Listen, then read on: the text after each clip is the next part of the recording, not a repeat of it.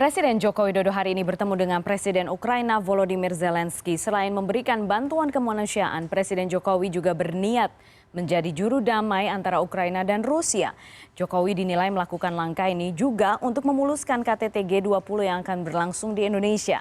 Apakah misi damai Jokowi di Ukraina dan Rusia berbuah manis? Kita bahas sore ini bersama Guru Besar Hubungan Politik Internasional Universitas Pelita Harapan atau UPH, Alexius Jemadu. Pak Alex, selamat sore. Selamat sore Mbak Putri. Terima kasih atas waktu Anda Bapak, terima kasih. Pak Alex, sejak awal kita menyoroti rencana lawatan ini, dan cukup luar biasa, tapi apa yang sebenarnya bisa kita harapkan, realitasnya yang akan terjadi seperti apa?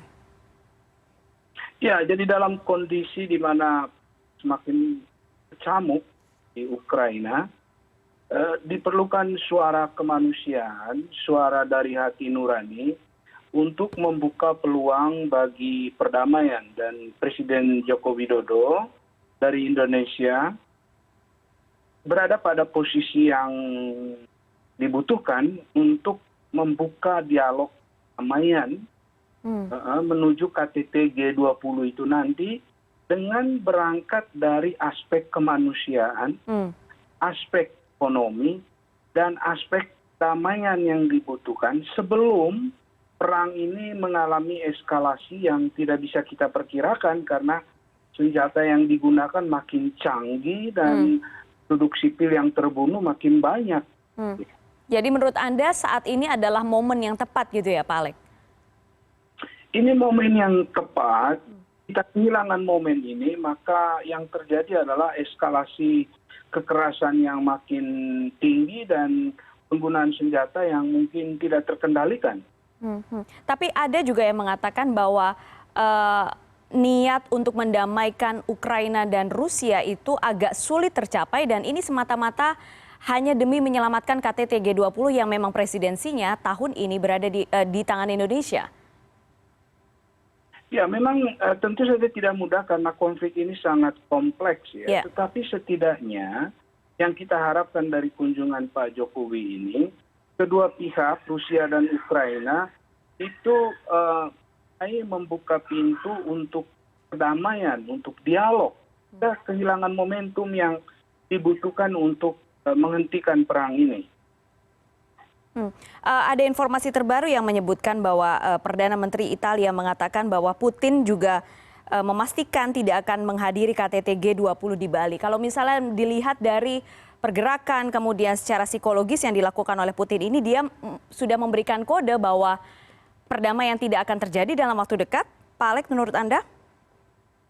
Ya, itu tidak perlu menyurutkan keinginan baik Indonesia ya sebagai Presiden G20 saat ini, Ketua G20 ya, untuk teruskan langkahnya. Karena kalau tidak ada negara yang menengahi konflik ini, lalu kita berharap kepada siapa? Negara Barat tidak bisa karena dia bagian dari konflik itu. Begitu juga dari pihak Rusia ya, dengan Cina atau dengan India itu.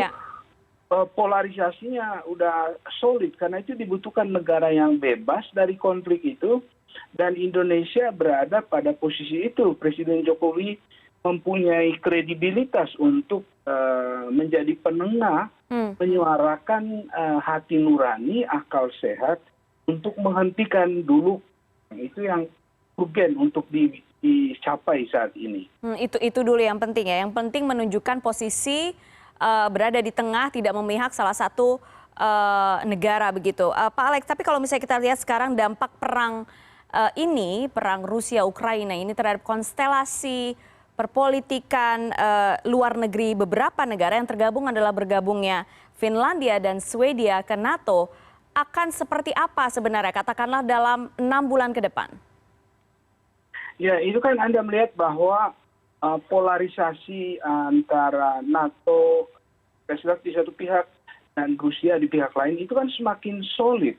Nah, karena itu diperlukan suara dari pihak ketiga, yaitu dalam hal ini Indonesia, yang kepentingan politik apapun dan menyerukan gencatan senjata, serukan saat ini juga, lalu memulai perdamaian, meskipun tidak gampang, tetapi momentum itu dibutuhkan. Jika ingin kita selamatkan agenda untuk pulih dari pandemi saat ini. Ya, ya. Pak Alex, kalau misalnya sudah disampaikan tadi informasi harus dikonfirmasi lagi bahwa Putin tidak bersedia hadir di KTT G20 mendatang, artinya sebagian besar di sana yang akan hadir negara Barat, bukankah itu semakin menyulitkan perdamaian akan terjadi dalam waktu dekat, sekalipun Indonesia berusaha menjadi penengah di sini? Ya, tetapi saya pikir kalau Rusia mengambil sikap seperti itu, dia akan makin tidak populer. Putin juga tidak makin populer karena saat ini semua orang berharap terjadi perdamaian. Dan Putin juga berkepentingan untuk mendapatkan legitimasi dari dunia internasional. Yeah.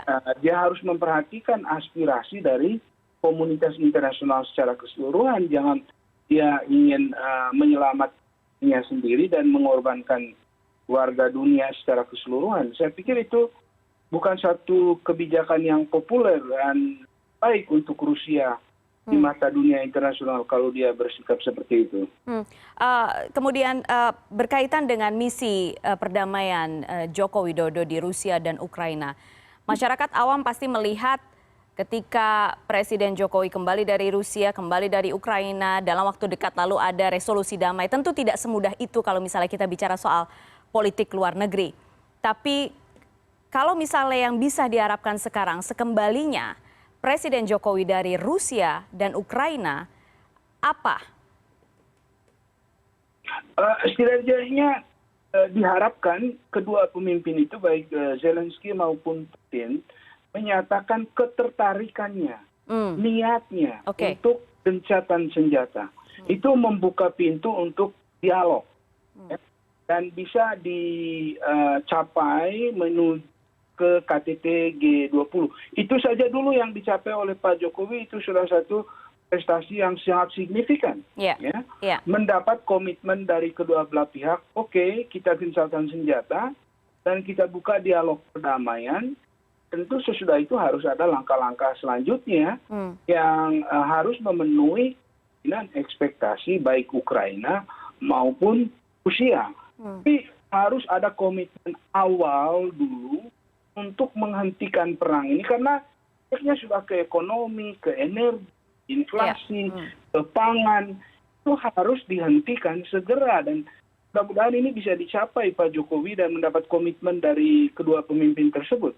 Termasuk juga artinya Indonesia juga harus melakukan pendekatan kepada sekutu kedua negara ini, baik sekutu Rusia dan juga sekutu Ukraina.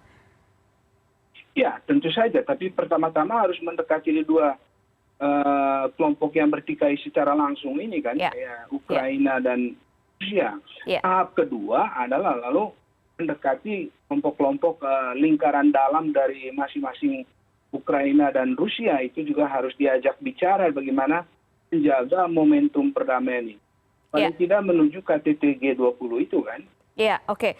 Jadi minimal harus ada niatan yang muncul dari Rusia, pimpinan Rusia, dari Presiden Rusia dan juga Presiden Ukraina. Jikapun tidak tercapai perjanjian damai atau misi damai tidak berhasil, paling tidak Indonesia sudah menunjukkan posisinya di kancah perpolitikan global. Begitu ya, Pak Alex ya? Betul. Itu yang kita capai dulu dan kita tidak perlu berharap terlalu jauh. Komitmen aja dulu untuk mempunyai niat baik, itu saja sudah merupakan hasil usaha yang signifikan buat Jokowi dan juga untuk kredibilitas diplomasi Indonesia. Oke, baik. Kita lihat nanti bagaimana hasilnya, Pak Alex. Setelah bertemu dengan Presiden Zelensky, Presiden Jokowi akan langsung ke Moskwa untuk bertemu dengan Vladimir Putin. Terima kasih Pak Alex, sore hari ini sudah bergabung di CNN Indonesia Newsroom. Sehat selalu. Ya, terima kasih. Informasi berikutnya, KPK memeriksa Gamawan Fauzi, ex-Mendagri periode 2009-2014 sebagai saksi dalam kasus korupsi pengadaan paket penerapan